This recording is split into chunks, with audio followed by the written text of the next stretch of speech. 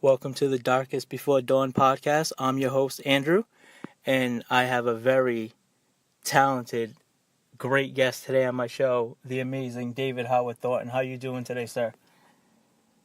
I'm doing good. How you doing, man? I'm doing excellent,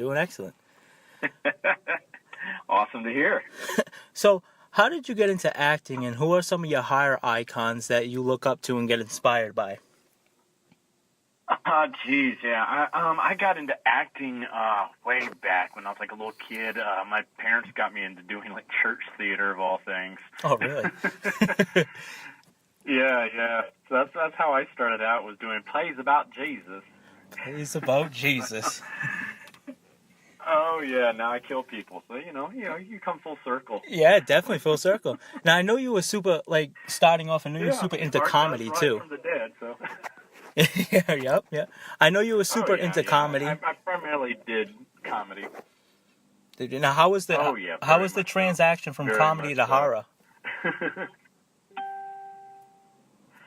It was a pretty easy transition, because there are those humorous bits to art. So I'm like, yeah, that's kind of, they kind of went hand in hand with each other. He's got a very dark sense of humor. So, kind of like Freddy Krueger in a lot of ways. So or Chucky. So that's why I enjoyed it. Yeah, he definitely does. He definitely does. Yeah. Did you ever think that Terrifier would blow up like it did? We hoped it would, but we didn't expect it. I mean, because we were trying to be realistic. We knew that we were this small, low-budget, indie film, and we knew a handful of fans were out there that had seen All Hallows Eve. So we're like, okay, we're doing this film for them, and we're doing it for us because we love horror films, and we want to make the type of horror film that we want to see again. So we're like, well, we think he's cool, but we're trying to be realistic. We're like, who knows if anybody's going to even see this thing? Oh, really? So, yeah, it was definitely a surprise for us. It was just like, it blew up, and we're like, oh, wow, okay, I guess we did something right. Oh, yeah, you guys definitely did. Where was this film mainly filmed from? Was it New York or New Jersey? Yeah, we did both in New York and New Jersey, parts of Trenton and then Staten Island and Long Island. Where was that pizza shop from? That scene was I love the scene. Yeah, that's out in Long Island. It's at Deer Hills Pizzeria. Deer Hills Pizzeria. So, yeah. It's still there. They've done renovations, I hear, on the inside, so it doesn't look the same as it did in the movie, but it's still, I understand that we've brought a lot of business to that place. Oh, I bet you did. If art talked, what people died? Is this where all those people got killed during that movie? If art talked, what do you think he would say before he killed somebody?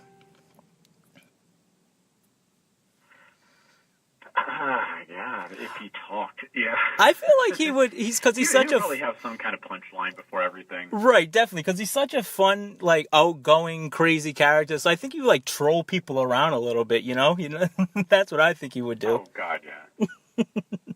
Yeah, he would definitely have those Freddy Krueger quips and stuff like that. Welcome to prime time, bitch, or something like that. And then he always gets serious, and he can pull out a gun and shoot you 30 times in the face. Oh God. Yeah. And he just honks a horn at you. How long did it take you to do the makeup for art? That started out taking about 4 hours, but we got it down recently, my last convention, down to 2 hours. But, sometimes it would take even longer because Damien would do part of my makeup, and then you have to go and set up a shot, and then come back and do some more, and then go film the shot, and come back and do some more. So we had some nights where I was in the chair for about 6 to 8 hours. Wow, 6 to 8 hours. Hey, if Doug could do it, you can. And then I had to film afterwards, so that's like... So... So it's worth it, though. It's worth it. That's what I would tell myself in that chair. It's like, okay, it's all going to be worth it. Definitely. And I know you're doing a photo op in costume at New Jersey HorrorCon at the end of this month. Yeah. That's going to be fun. I think Yes, that's I on am. That's going to be a lot of fun. That's on Friday at 7:00, Yeah. I believe. So those are always fun for me. Yeah, so that Friday, I think around 7 or something like that. Yeah, because since it takes so long to do, Yep. we figure it's better to do it like on the Friday going in, so I have most of the day to prepare and get in the costume and stuff like that, and then do the convention, and so I don't miss as much time at the table, which is, I think, smart. Yeah, that's awesome because you're a very humble guy and you're Plus, it's a very lot of nice to fun. your fans too. So that's such a huge plus. I try my best. My Yeah. It's these things are just so much fun anyway. So I mean, I love being able to interact with the fans on that kind of level too, where it's just like I can actually talk to them, and interact with them at the tables and stuff like that. It's a lot of fun. How long? When was your first convention? My first one that I was a guest at was last year at Mad Monster Party in Arizona. But I've done conventions beforehand, just not the guest, but just like a patron. Oh, have you? Out, paid the ticket to get in and walk around and stuff like that. Right. So yeah, I've done cosplay myself. So I love watching all the cosplayers and stuff like that. I think it's amazing seeing people dressed as me in cosplay now too. I'm like, that is so awesome. That must be awesome, huh? That must be. It must make you feel good when you see that stuff too. Which brings me to my last question. How does it? Does because Sorry. Yeah.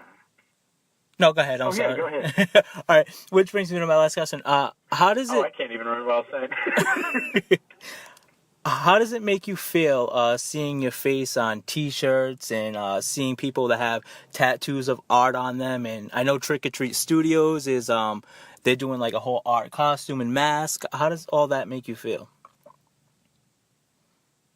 It makes me feel pretty dang good because I'm like, I remember it links into like the cosplaying and stuff like that. It's like people aren't doing that and getting that kind of stuff unless they actually love the character. I know how I am with that kind of. I mean, I have so much Joker stuff in my room right now. It's just like 'cause I love the character so much, and so I know like people are going out and buying all the costume pieces and the T-shirts and the records and the pens and stuff like that. It's because they actually love the character. It's really cool that we've created something that people enjoy that much already. It's like you don't see that until like several films into a franchise or something like that where people are that obsessed with stuff. So that's pretty cool. That is pretty cool. Right. It must be, be an awesome feeling, especially now because you're considered a horror icon. I consider you a horror icon now.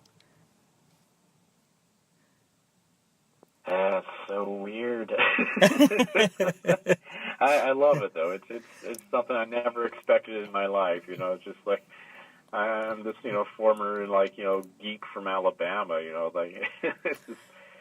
It's quite a change. Quite a change in lifestyle. When you sit there and you're like, Kane Hodder, that's, in my opinion, Kane Hodder, that's Jason.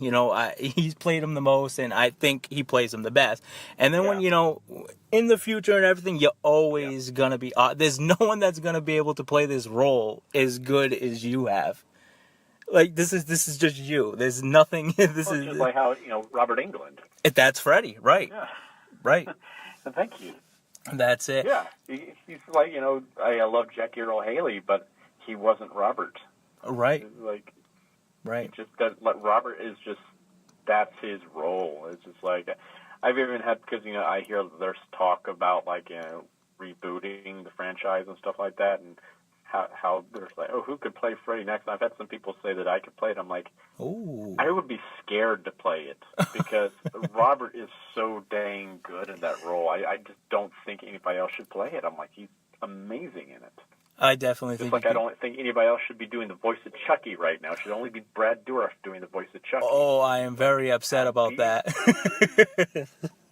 Oh God! Yeah, I hear they still haven't even cast the voice of Chucky yet. I'm like, are you kidding me? That's Brad Dourif. You filmed this movie and you didn't have an actor doing the voice for Chucky in it? I'm like, are you kidding me? I don't even like the approach how they took on the movie. Brad. When I think. Oh yeah, like this. bad AI or whatever it is. Right, yeah, like I guess like technology gone wrong kind of way, right? Because when I think Child's Play, I think serial killer and voodoo. That's what I think when I think Child's Play, and like Yes. they totally switched it up. Like I understand, like I'm iffy on remakes, but if you want to do a remake, I mean that's fine. But like I don't like when they stray too far. Like they definitely stray too far for the new Child's Play remake, and I don't know how I feel about that. I completely agree. I'm not sure how I feel about I that. don't like it. It's freakier to me knowing that like that's the soul of some evil man, this mass murderer inside of this doll, and as opposed to just Skynet. Right. It's just like Terminator's done that better.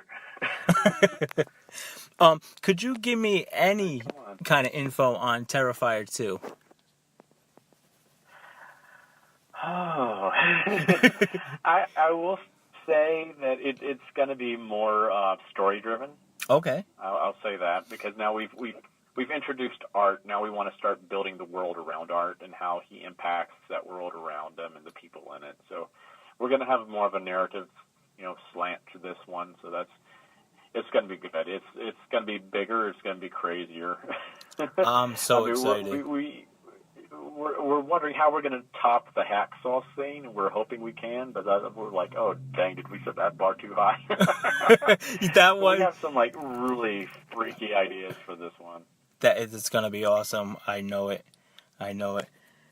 David, thank you so much for this interview. I'm so excited. Thank you so much for this interview welcome, and taking the time to no problem, anytime. Make me have the best first podcast episode ever. Yeah. Well, I might as well pop your cherry somehow. Hey, this is the best way to do it with art, right? Yeah, exactly. Thank you so much, David. I'm honored. Thank you. I'm beyond honored for you. You're welcome, man. Being on my show. Thank you so much. You're very welcome. Thanks for having me. No problem.